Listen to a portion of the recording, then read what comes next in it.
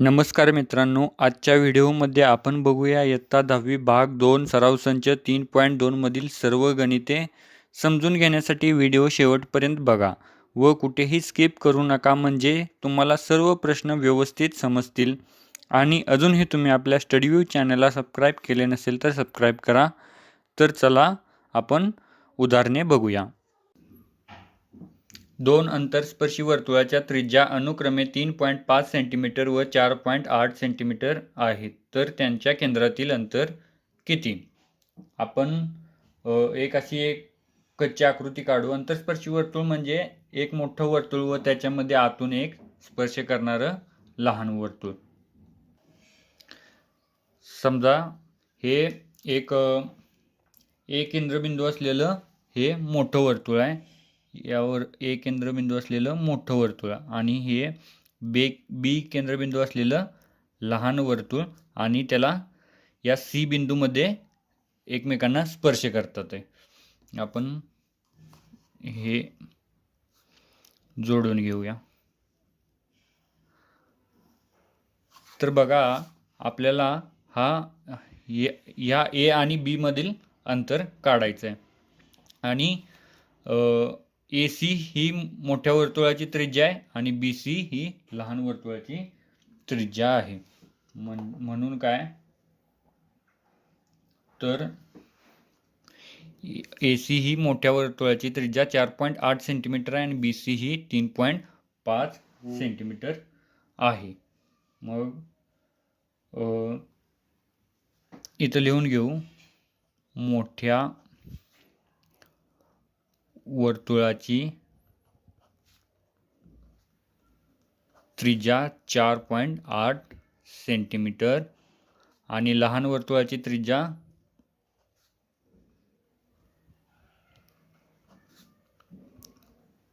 3.5 centimetre.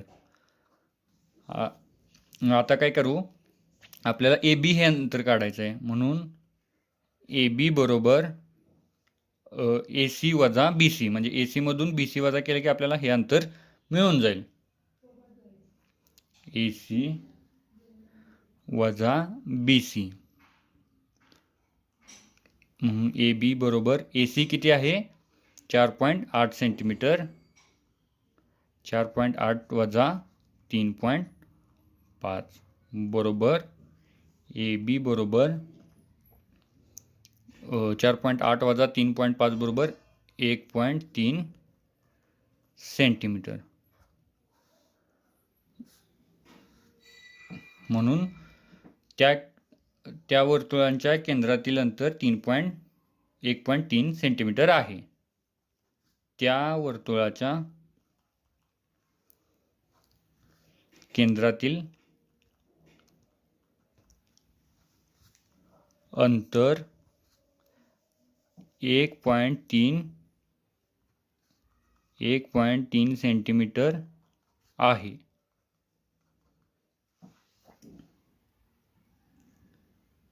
आता आपण दुसरा प्रश्न बघूया.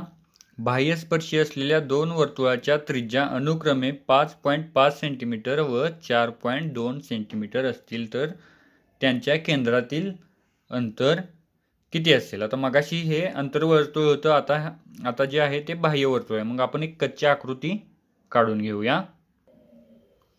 आपण ही बाह्यस्पर्शी वर्तुळांची आकृती 2 काढून घेतलेली आहे. ह्याला आपण या मोठ्या वर्तुळाच्या केंद्रबिंदूला आपण यम नाव देऊ आणि लहान वर्तुळाच्या केंद्रबिंदूला आपण एन नाव देऊया. आणि ज्या बिंदू स्पर्श करतात त्या ठिकाणी आपण ओ हे नाव देऊ.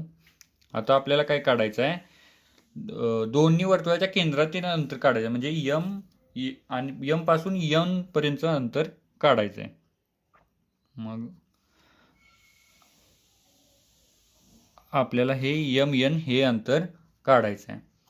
मग मोठ्या वर्तुळाची त्रिज्या किती आहे, 5.5 सेंटीमीटर आणि लहान वर्तुळाची त्रिज्या आहे 4.2 सेंटीमीटर. म्हणून मोठ्या वर्तुळाची त्रिज्या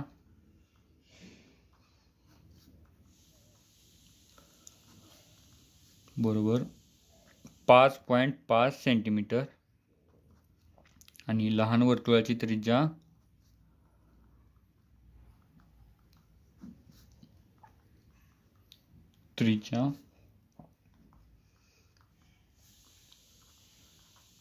इथं बघा, अंतरस्पर्शी वर्तुळ असल्यानंतर आपल्याला वजाबाकी करावी लागली. आता बाह्यस्पर्शी वर्तुळ असल्यामुळे आपल्याला बेरीज करावी लागणार आहे. म्हणजे आपल्याला MN अंतर काढायला MN बरोबर MO अधिक ON.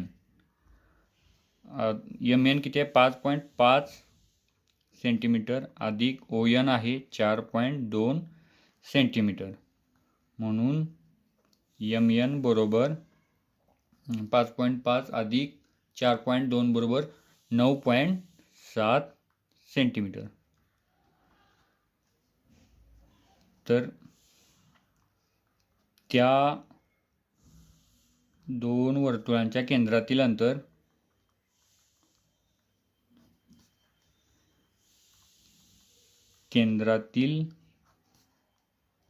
अंतर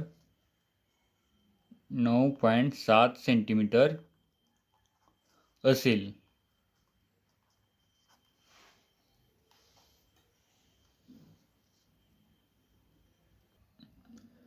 आता तिसरा प्रश्न बघा. त्रिज्या अनुक्रमे 4 सेंटीमीटर आणि 2.8 सेंटीमीटर असणारी बाह्यस्पर्शी आणि अंतरस्पर्शी वर्तुळे काढा. म्हणजे वर्तुळाची त्रिज्या किती आहे? वर्तुळाची त्रिज्या, मोठ्या वर्तुळाची त्रिज्या 4 सेंटीमीटर आणि लहान वर्तुळाची त्रिज्या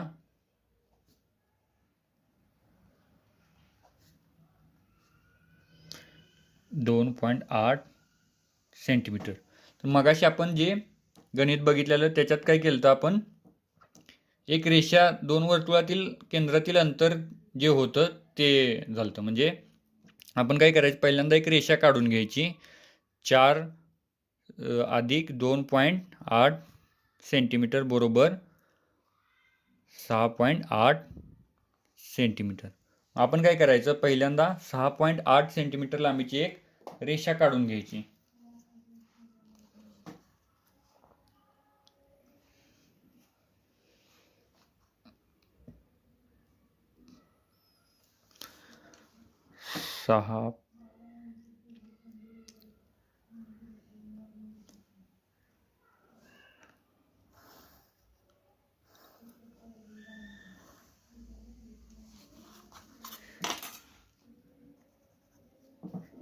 या रेषेला आपण AB असं नाव देऊन घेऊया.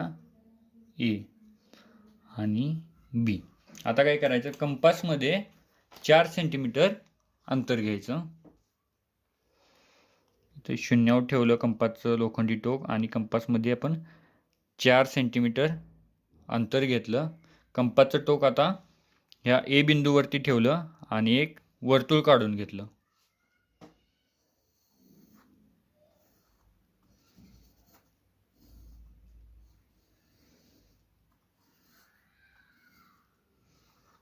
आपण हे आता मोठं वर्तुळ काढून घेतलं 4 सेंटीमीटर त्रिज्येचं. आता आपल्याला लहान वर्तुळ काढायचं आहे 2.8 सेंटीमीटर त्रिज्येचं.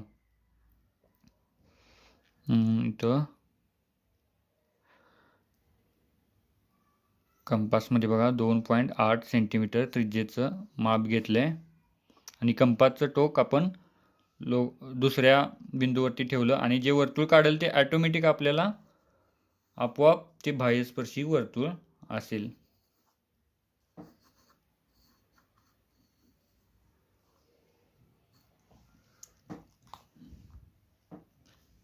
हे बाह्यस्पर्शी वर्तुळ.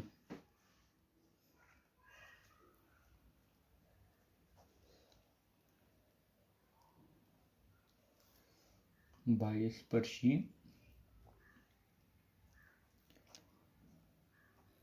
वर्तुळ. आता आपल्याला अंतरस्पर्शी वर्तुळ काढूया आपण या ठिकाणी.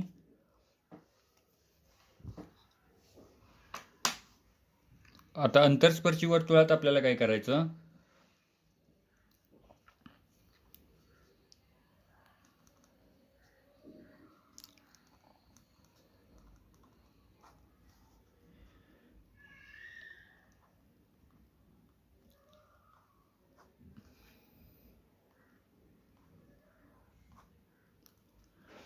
मोठ्या वर्तुळाची त्रिज्या आहे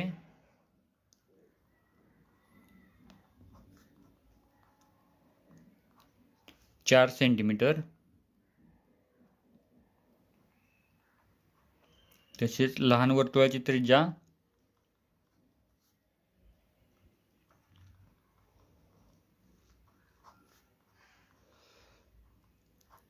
आहे 2.8 सेंटीमीटर.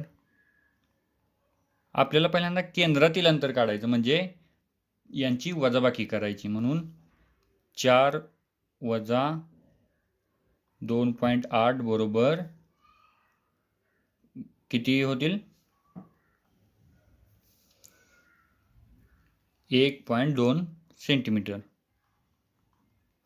मग आपल्याला काय करायचं, पहिल्यांदा 1.2 सेंटीमीटरची एक रेषा काढून घ्यायची आणि त्यानंतर मगाशी जसं कंपासमध्ये आपण माप घेऊन वर्तुळ काढले तसे वर्तुळ काढून घ्यायची.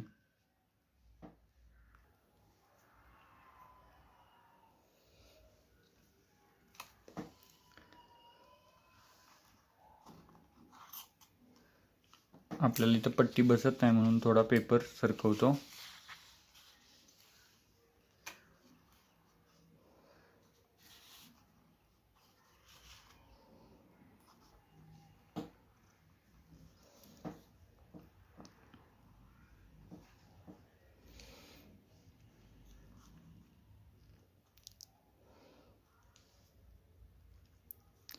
हे 1.2 सेंटीमीटर लांबीची रेषा काढली. याला आपण MN असं नाव देऊ, MN. आता मगाशी जसं आपण वर्तुळ काढलं कंपासमध्ये 4 सेंटीमीटर माप घेतलं होतं, तसंच आता पण कंपासमध्ये 4 सेंटीमीटर माप घेतलं. कंपासचं टोक M बिंदूवरती ठेवलं आणि एक वर्तुळ काढून घेतलं.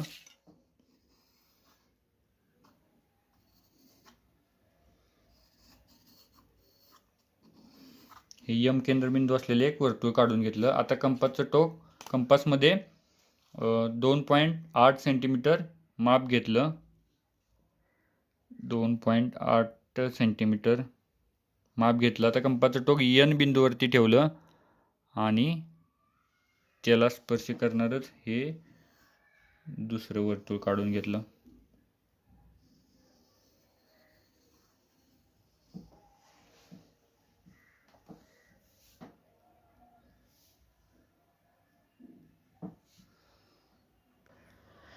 आता आपण चौथा प्रश्न बघूया. केंद्र P आणि Q असलेली वर्तुळे परस्परांना बिंदू R मध्ये स्पर्श करतात. बिंदू R मधून जाणारी रेषा त्या वर्तुळांना अनुक्रमे बिंदू A व बिंदू B मध्ये छेदते. तर रेघ AP समांतर रेघ BQ हे सिद्ध करा.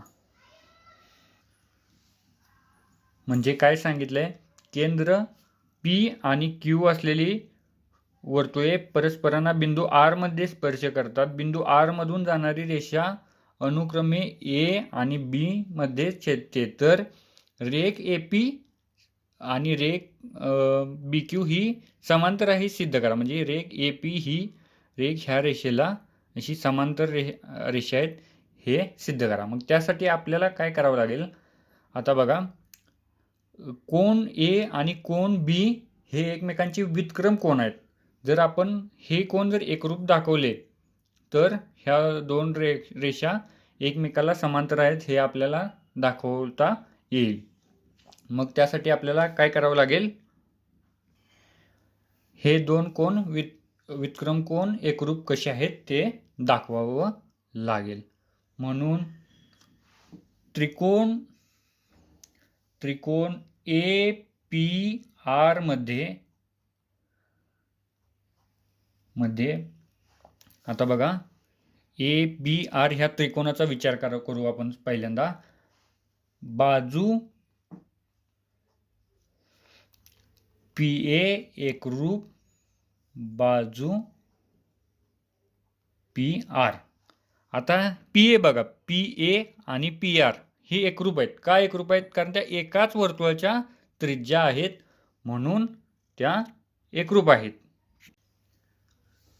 एकाच वर्तुळाच्या त्रिज्या आहेत म्हणून त्या एकरूप आहेत.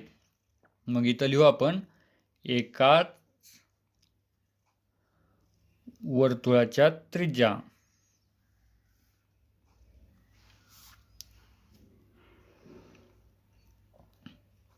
आहे. तसंच आता कोन PAR आणि कोन PRA हे पण एकरूप आहेत, कारण ते एकरूप बाजू समोरचे कोन आहेत. म्हणून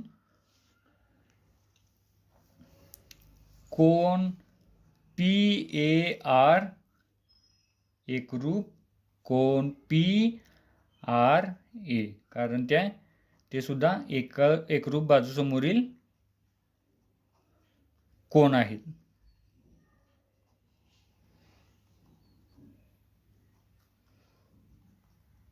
कोन आता तसंच आता या त्रिकोणाचं आपण बघितलं. आता या त्रिकोणामध्ये काय काय एकरूप आहेत ते बघूया. तसेच त्रिकोण RQB मध्ये बाजू QB ही या वर्तुळाची त्रिज्या आहे आणि QR ही पण त्या वर्तुळाची त्रिज्या आहे, म्हणून त्या पण एकरूप आहेत. म्हणून बाजू QB एकरूप बाजू QB एकरूप बाजू QR ह्या पण काय एकाच वर्तुळाच्या त्रिज्या आहेत. एकाच वर्तुळाच्या त्रिज्या आहेत. तसंच कोन QRB कोणता QRB आणि कोन QBR हे पण एकरूप असतील, कारण ते पण एकरूप बाजू समोरील कोन आहेत. म्हणून कोन QRB एकरूप कोन QBR, कारण एकरूप बाजू समोरील कोन आहेत. आता बघा, कोन PRA आणि कोन QRB हे एकमेकांचे विरुद्ध कोन आहेत, म्हणून ते सुद्धा एकरूप कोन होतील. तसेच कोन PRA एकरूप कोन QRB, कारण हे एकमेकांचे विरुद्ध कोन आहेत. कोन बस. आता आपल्याला यातलं कोन आपण बघू. कोनावरून आपल्याला हे करता येईल. आता या तिन्हीवरून आपल्याला काय समजेल, कोन PAR आणि कोन QBR हे पण एकरूप आहेत. म्हणून कोन PAR एकरूप कोन QBR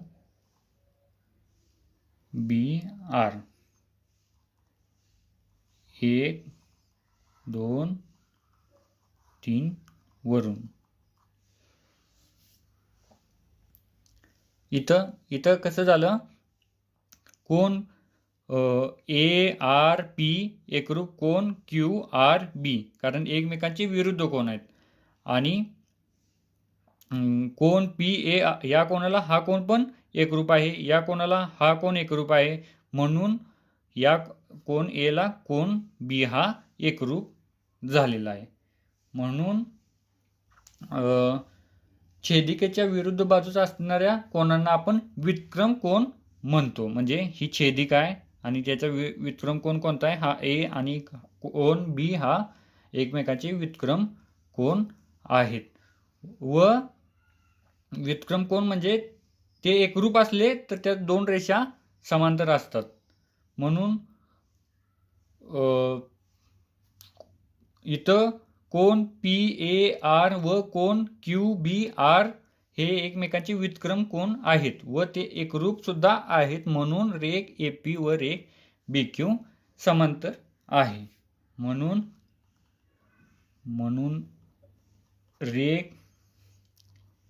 AP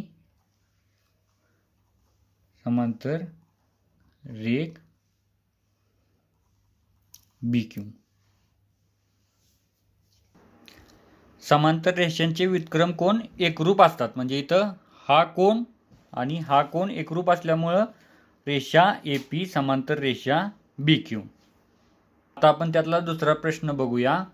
त्रिकोण APR एकरूप त्रिकोण RQB हे सिद्ध करा. म्हणजे त्रिकोण APR हा त्रिकोण RQB ला एकरूप आहे हे सिद्ध करायचं. म्हणजे आपल्याला काय करायला लागेल, त्यासाठी ते त्रिकोणाचे कोन एकरूप दाखवावे लागतील किंवा बाजू एकरूप दाखवावे लागतील, मग तो आपण त्रिकोण एकरूप आहे हे दाखवू शकतो. तर आता आपल्याला काय माहिती आहे,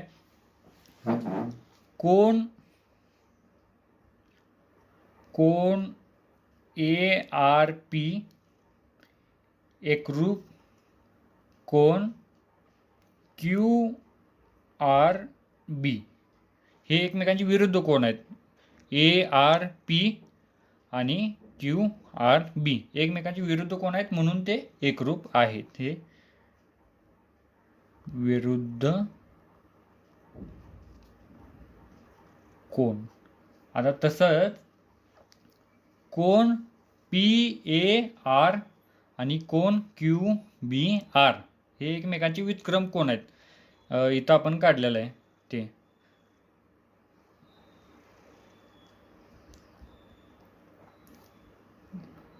कोन PAR एकरूप कोन QBR एकमेकांचे व्युत्क्रम कोन आहेत. मग आता कोणत्याही त्रिकोणाचे दोन कोन एकरूप असतील तर तो त्रिकोण कोको कसोटीनुसार एकरूप असतो. म्हणून कोको कसोटी नुसार त्रिकोण APR एकरूप त्रिकोण RQB. आता आपण त्यातलाच तिसरा प्रश्न बघूया. जर कोन PAR चे माप 35 अंश तर RQB चे माप किती? PR चे माप 35 अंश तर आपल्याला विचारलंय RQB चे माप काढायचे. आता आपल्याला हे माहिती आहे की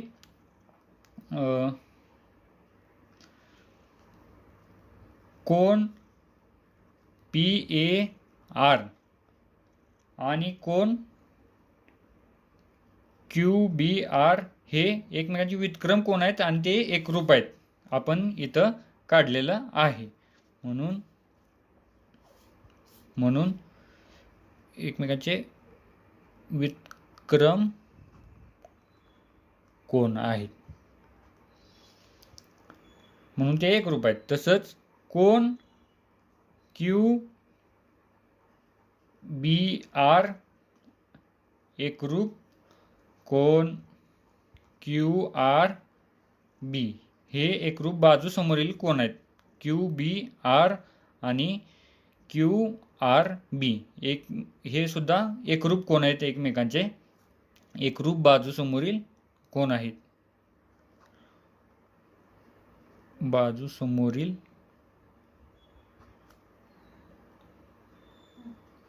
कोन आहेत. मग आता म्हणून कोन QBR बरोबर 35 अंश. PAR 35 अंश दिलाय, म्हणून QBR पण 35 अंश आणि कोन QRB सुद्धा 35 अंश आहे. आता आपल्याला त्रिकोणाच्या तिन्ही कोनांच्या मापाची बेरीज 180 अंश असते हे आपल्याला माहितीच आहे. त्रिकोणाच्या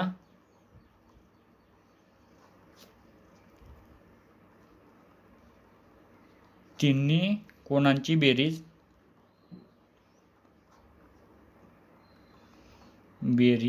180 अंश असते. म्हणून कोन RQB अधिक कोन, आता इथं आपण शॉर्टकटमध्ये लिहू म्हणजे आपल्याला सोपं जाईल, अधिक कोन B बरोबर 180 अंश.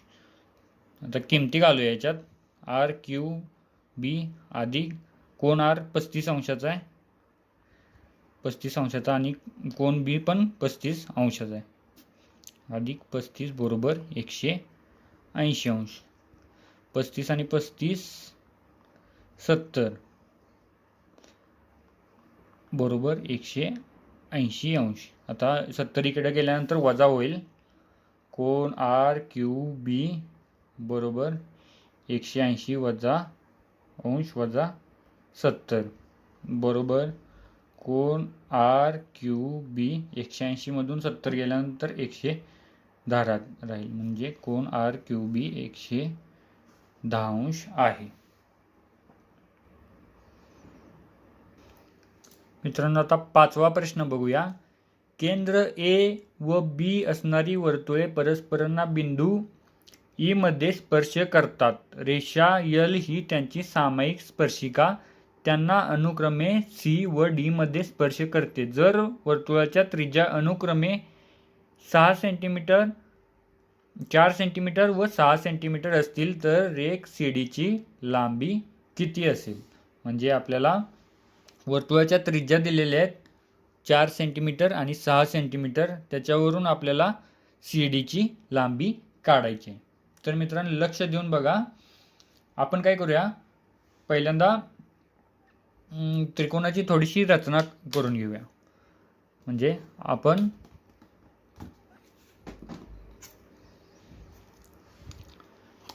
ह्या त्रिकोणाच्या त्रिज्या जोडून घेऊ.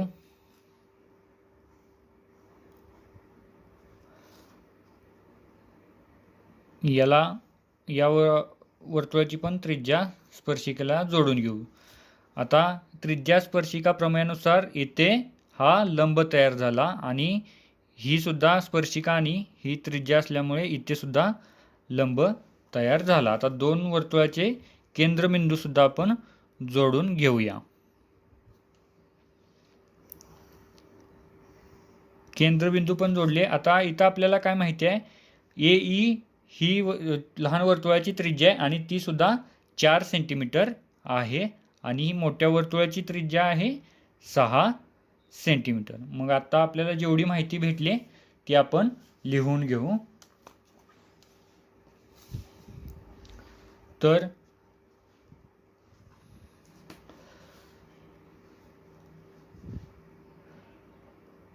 रेख AC बरोबर रेख AE बरोबर 4 सेंटीमीटर. तसंच रेख BD बरोबर रेख BE बरोबर 6 सेंटीमीटर. या काय आहेत वर्तुळाच्या त्रिज्या आहेत. तसंच कोन ACD आणि कोन CDB हे 90 अंशाचे आहेत. म्हणून कोन ACD बरोबर कोन CDB बरोबर 90 अंश, कारण ते स्पर्शिका त्रिज्या प्रमेयानुसार. स्पर्शिका त्रिज्या प्रमेयानुसार. आता बघा AB ची लांबी किती आहे, कारण AB ची लांबी विचारल्या म्हणजे 4 आणि 6 10 सेंटीमीटर. म्हणून AB बरोबर AE अधिक AD बरोबर 4 अधिक 6 बरोबर 10 सेंटीमीटर. आता इथंपर्यंत समजलं. तर आता आपण काय करूया, या त्रिकोणाच्या बिंदूतून बी डी रेषेवरती एक लंब टाकू. ए बिंदूतून बी डी वरती एक लंब टाकू आणि त्याला एफ नाव देऊ. काय करू,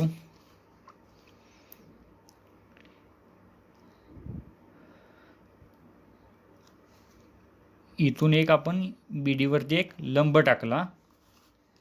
लंब म्हणजे हा काटकोनच झाला. त्याला एफ असं नाव दिलं. आता ते लिहू.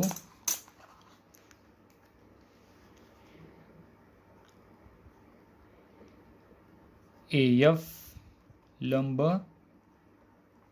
बी डी म्हणून एफ डी बरोबर 90 अंश.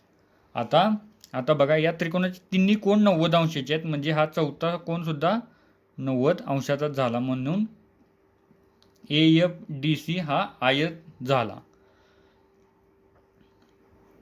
चौकोन एफ डी सी हा आयत आहे. आता बघा, म्हणून बाजू ए सी बरोबर बाजू एफ डी ह्या आयताच्या समोरासमोरील बाजू आहेत.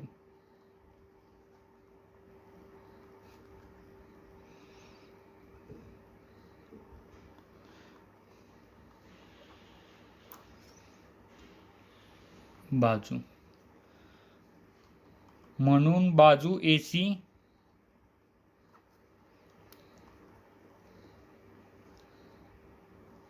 बरोबर बाजू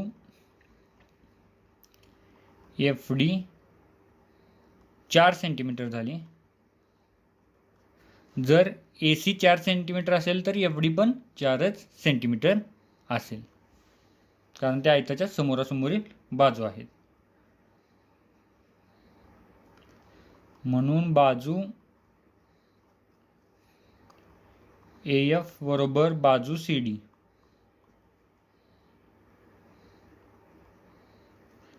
आयताच्या सम्मुख बाजू.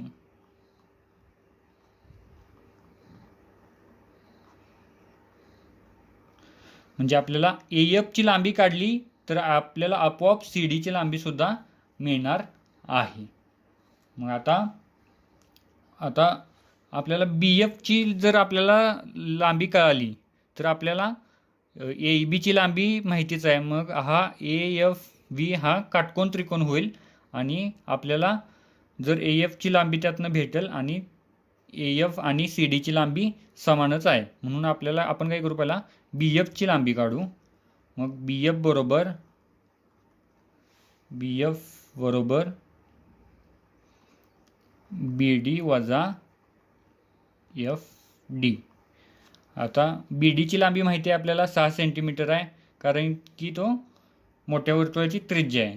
आणि डी एफची पण आपल्याला लांबी माहिती आहे, ही 4 सेंटीमीटर आहे. इथं काढल्या आपण. म्हणून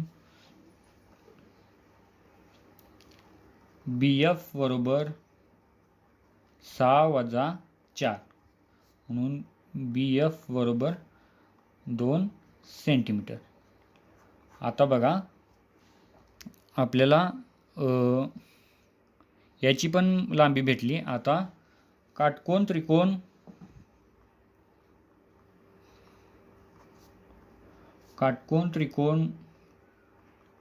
ए एफ बी मध्ये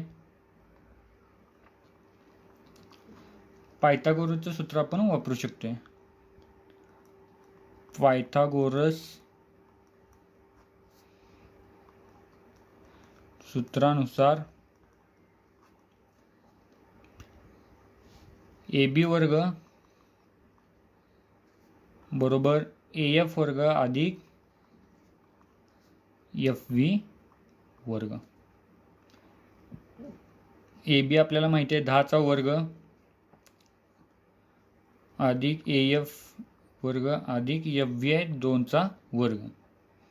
10चा वर्ग येईल 100 AF वर्ग अधिक 2चा वर्ग येईल 4, म्हणून 4 इकडे गेल्यानंतर 100 वजा 4 बरोबर AFचा वर्ग. आता AF वर्ग बरोबर 100 मधून 4 जातील 96 राहतील. 96 इकडे लिहू आपल्याला. AF बरोबर 96चा आपल्याला वर्गमूळ निघत नाही म्हणून वर्गमूळ चिन्हात 96. आता आपण याची फोड करून घेऊ शकतो 96ची, कारण 16 चोक 96 म्हणून AF बरोबर वर्गमूळ चिन्हात 16 गुणुले 16 सक्क 96 म्हणून AF बरोबर 16चं वर्गमूळ निघतं इथं, म्हणून 16चं वर्गमूळ 4 वर्गमूळ चिन्हात 96. आता बघा आपल्याला ह्या AFची लांबी मिळालेली आहे. AF आहे 4 वर्गमूळ चिन्हात 6 म्हणून, आणि आपण इथं काय काढलेलं आहे AF बरोबर CD.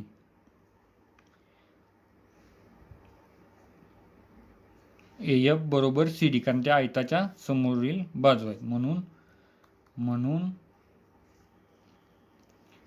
CD बरोबर 4 वर्गमूळ चिन्हात 6 सेंटीमीटर.